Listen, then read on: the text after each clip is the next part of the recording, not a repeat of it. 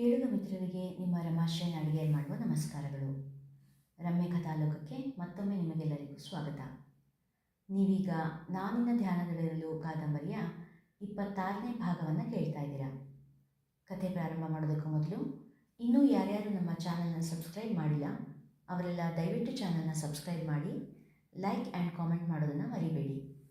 ಪೂರ್ತಿ ಕಥೆ ಓದಿ ಆನಂದಿಸಲು ಪ್ರತಿಲಿಪಿಯಲ್ಲಿ ನನ್ನನ್ನು ಹಿಂಬಾಲಿಸಿ. ಪ್ರತಿಲಿಪಿಯ ಲಿಂಕ್ ಡಿಸ್ಕ್ರಿಪ್ಷನ್ ಬಾಕ್ಸ್ನಲ್ಲಿ ಹಾಕಿದ್ದೀನಿ. ಈಗ ಕಥೆ ಮುಂದುವರ್ಸೋಣ ಅಲ್ಲ. ಆದರೆ ನಂಗೆ ಓದ್ಕೊಳ್ಳೋದು ತುಂಬ ಇರುತ್ತೆಪ್ಪ ಎಂದಳು ಛಾಯಾ. ಆಗ ಸುಬ್ಬಣ್ಣನವರು ತುಸು ಕಠಿಣ ಸ್ವರದಲ್ಲಿ, ಕಷ್ಟ ಬಂದಾಗ ಜೊತೆ ನಿಲ್ಲೋರೆ ನಿಜವಾದ ಸ್ನೇಹಿತರು. ಅವಳ ನೋಟ್ಸ್ ಬರೆಯೋದ್ರಿಂದ ನಿನಗೂ ಲಾಭ, 2 ಸಾರಿ ಬರೆಯೋದ್ರಿಂದ 10 ಸಾರಿ ಓದಿದ ಲಾಭ ಸಿಗುತ್ತೆ ಎಂದಾಗ ಅಸಹನೆಯಿಂದಲೇ ಸರಿ ಎಂದು ತಲೆ ಆಡಿಸಿ ಕಾಲೇಜ್ ಕಡೆ ನಡೆದಳು. ಮತ್ತೆ ಯೋಚಿಸಿದಾಗ ಸುಬ್ಬಣ್ಣ ಹೇಳಿದ್ದು ಸರಿ ಎನಿಸಿತು ಛಾಯಾಳಿಗೆ. ಅಪ್ಪ ಹೇಳಿದ್ದು ಸರಿ, ನಾನು ಸಂಧ್ಯಾನ ಮೇಲೆ ಸಿಟ್ಟಾಗಬಾರ್ದು. ಅವಳ ನೋಟ್ಸ್ನ ನಾನೇ ಬರ್ಕೊಡ್ತೀನಿ, ಅದೇ ಸರಿಯಾದ ಸ್ನೇಹಿತೆ ಲಕ್ಷಣ ಎಂದು ಯೋಚಿಸುತ್ತಾ ಕಾಲೇಜ್ ಕಡೆ ಸೈಕಲ್ ತುಳಿದಳು ಛಾಯಾ. ಅಮ್ಮ ಅಪ್ಪನ ಹತ್ರ ಹೇಳಿದ್ದು ನಿಜ ಇರ್ಬೋದಾ? ಆದರೆ ಸಂಧ್ಯಾ ಯಾವತ್ತೂ ನನ್ನ ಹತ್ರ ರವಿಮಾಮನ ಬಗ್ಗೆ ಮಾತಾಡೇ ಇಲ್ವಲ್ಲ. ರವಿಮಾಮನ ಜೊತೆ ಕೂಡ ಮಾತಾಡಿಲ್ಲ. ಲವ್ ಮಾಡೋರು ಅಂದರೆ ಹೇಗೆಲ್ಲ ಇರ್ತಾರೆ. ಅಥವಾ ನನಗೆ ಗೊತ್ತಿಲ್ಲದೆ ಅವರಿಬ್ಬರು ಪ್ರೀತಿಸ್ತಾ ಇರ್ಬೋದಾ? ಛೇ, ನನ್ನ ಬುದ್ಧಿ ಇಷ್ಟು. ರವಿಮಾಮ ಮೈತ್ರಿ ಅತ್ತೆ ಅಂತಾನೆ ಪ್ರೀತಿಸ್ತಾ ಇರೋದು. ಅವರಿಬ್ಬರನ್ನ ನೋಡಿದ್ರೆ ಗೊತ್ತಾಗುತ್ತೆ ಅವರಿಬ್ಬರು ಕಪಲ್ಸ್ ಅಂತ. ಆದರೂ ಸಂಧ್ಯಾ ಯಾಕೆ ಸುಮ್ಮನೆ ರವಿಮಾಮನ ಲವ್ ಮಾಡೋಕ್ಕಾಗುತ್ತೆ? ಹೇಗೆ ತಿಳ್ಕೊಳ್ಳೋದು ಎಂದು ಯೋಚಿಸುತ್ತಾ ಇದ್ದವಳಿಗೆ ಒಂದು ಯೋಚನೆ ಹೊಳೆದಿತ್ತು. ಮುರಳಿ ಮೂಲಕ ಶ್ಯಾಮನ ತಾಯಿಯಿಂದ ಸಂಧ್ಯಾಳ ಬಗ್ಗೆ ತಿಳಿಯೋದು.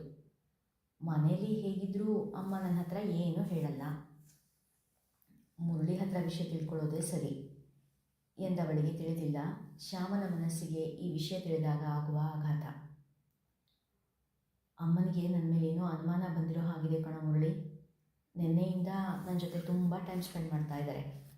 ಯಾರೋ ಕಂಪ್ಲೇಂಟ್ ಮಾಡಿದ್ದಾರೆ ಅಂದರು. ಯಾರು ಅಂತ ಕೇಳಿದ್ದಕ್ಕೆ ನನ್ನ ಶೂಸು ಬ್ಯಾಟು ಅಂತ ಮಾತು ಎಲ್ಲಿಸ್ಬಿಟ್ರು. ಶ್ಯಾಮ ಮುರಳಿಯ ಬಳಿ ತನ್ನ ಅನುಮಾನ ಹೇಳಿಕೊಳ್ಳುತ್ತಿದ್ದ. ಮತ್ತೆ ಅನುಮಾನ ಬರದೇ ಇರುತ್ತಾ? ನೀನು ಯಾವಾಗಲೂ ಏನೋ ಕಳ್ಕೊಂಡು ಹಾಗೇ ಇರ್ತೀಯ. ಸಂಗೀತ ಕ್ಲಾಸಲ್ಲಂತೂ ಒಂಚೂರು ಗಮನ ಇರೋದೇ ಇಲ್ಲ. ನಿಮ್ಮಮ್ಮ ಮೊದಲೇ ಇದರೆಲ್ಲ ಸ್ಪೆಷಲಿಸ್ಟು, ಗೊತ್ತಾಗದೇ ಇರುತ್ತಾ ಎಂದು ಮುರಳಿ ಹೇಳಿದಾಗ ಶ್ಯಾಮನಿಗೂ ನಿಜವೆನಿಸಿತು. ಮುರಳಿ ಮಾತು ಮುಂದುವರಿಸುತ್ತಾ, ಹೇಗೂ ನಿನ್ನ ರಾಧೆಗೆ ಟ್ರೀಟ್ಮೆಂಟ್ ನಡೀತಾ ಇದೆ, ಅವಳು ಸರಿ ಹೋಗ್ತಾಳೆ. ಅದಾದಮೇಲೆ ಕಾಲೇಜಿಗೆ ಬರ್ತಾಳಲ್ಲ, ಆಗ ಅವಳಿಗೆ ನಿನ್ನ ಮನಸ್ಸಿನ ಮಾತನ್ನು ಹೇಳು. ಅದು ಬಿಟ್ಟು ನೀನು ಆಕಾಶನೇ ತಲೆ ಮೇಲೆ ಬಿದ್ದೋನಾಗಿ ಇರಬೇಡ. ಮೊನ್ನೆ ಬಂದ ಹುಡುಗಿಗೋಸ್ಕರ ನಿನ್ನ ಅಮ್ಮನಿಗೆ ಟೆನ್ಷನ್ ಕೊಡಬೇಡ ಎಂದನು. ಮುರಳಿಯ ಹೆಗಲ ಮೇಲೆ ಕೈ ಹಾಕಿದ ಶ್ಯಾಮ, ನೀನು ಹೇಳಿದ್ದು ಸರಿ ಇದೆ ಕಣೋ. ಪಾಪ ಅಮ್ಮಂಗೆ ಅವಳ ಟೆನ್ಷನ್ನೇ ಬೇಕಾದಷ್ಟಿರುತ್ತೆ. ಇನ್ನು ನನ್ನ ಚಿಂತೆ ಕೂಡ ಸೇರಿದ್ರೆ ಸರಿ, ಬಾ ಕ್ಲಾಸ್ಗೆ ಹೋಗೋಣ ಎಂದು ತರಗತಿಯ ಕಡೆ ನಡೆದನು. ಎಷ್ಟೋ ದಿನಗಳ ಮೇಲೆ ಸಂಧ್ಯಾ ಹಾಸ್ಪಿಟಲ್ ರೂಮಿನಿಂದ ಯಾರ ಬಲವಂತವೂ ಇಲ್ಲದೆ ಹೊರಬಂದಳು. ಮುಂಜಾನೆಯ ಮಂಜು ಮುಸುಕಿದ ವಾತಾವರಣ ಸಂಧ್ಯೆಗೆ ಮುದ ತಂದಿತ್ತು. ಆಸ್ಪತ್ರೆಯ ಆವರಣದಲ್ಲಿ ಇದ್ದ ಬಣ್ಣ ಬಣ್ಣದ ಹೂಗಿಡಗಳ ಕಡೆ ನಡೆದಳು. ಸೂರ್ಯನ ಕಿರಣಕ್ಕೆ ಮುಖ ಮಾಡಿ ನಸನಗು ಬೀರುತ್ತಿರುವ ಹೂಗಳನ್ನು ಕಂಡಾಗ ಅವಳ ಮುಖ ಕೂಡ ಬಿರಿಯಿತು.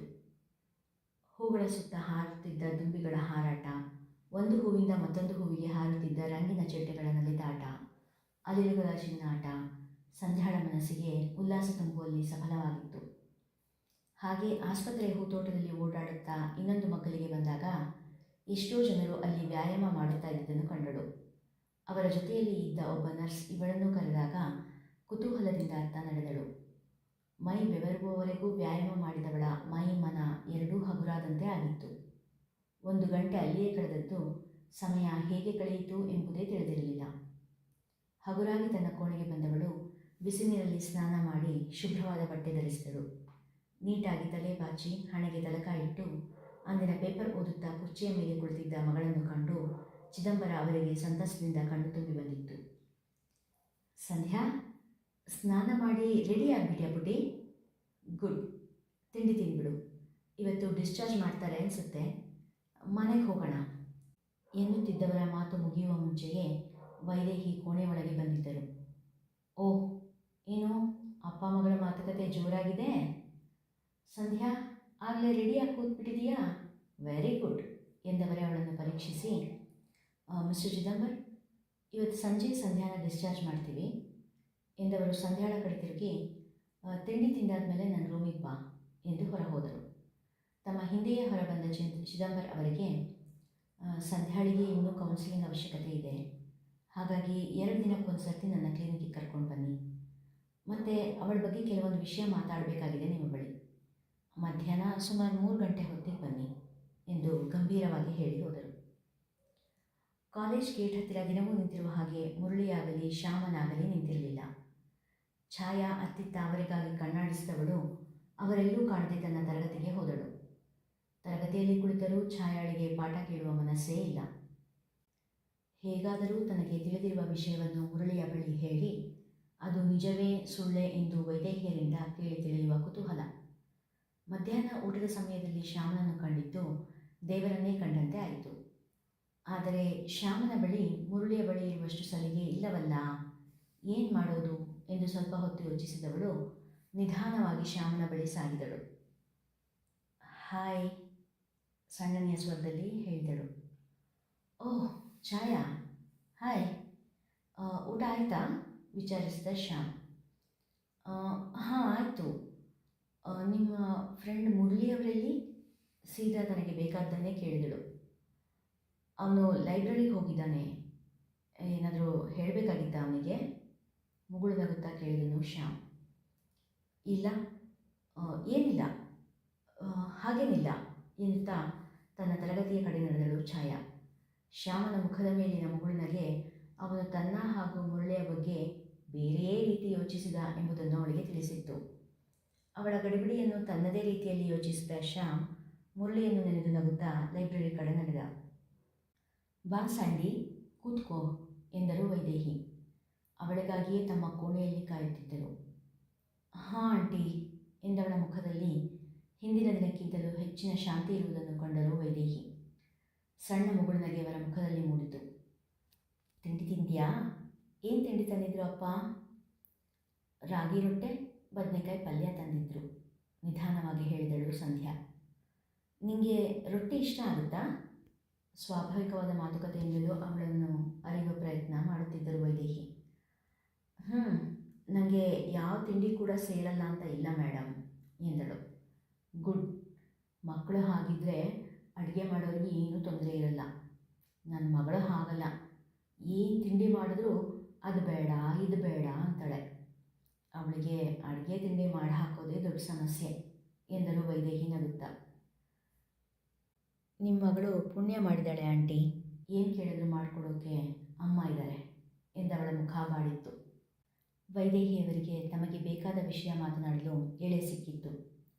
ಯಾಕೆ, ನಿಮ್ಮಮ್ಮ ಮಾಡಿಕೊಡಲ್ವಾ ನಿಧಾನವಾಗಿ ಕೇಳಿದರು. ಸಂಧ್ಯಾಳ ಕಣ್ಣು ತುಂಬಿ ಬಂದಿತ್ತು. ನನಗೆ ಅಮ್ಮ ಇಲ್ಲ ಮೇಡಮ್, ನನಗಿರೋದು ಚಿಕ್ಕಮ್ಮ.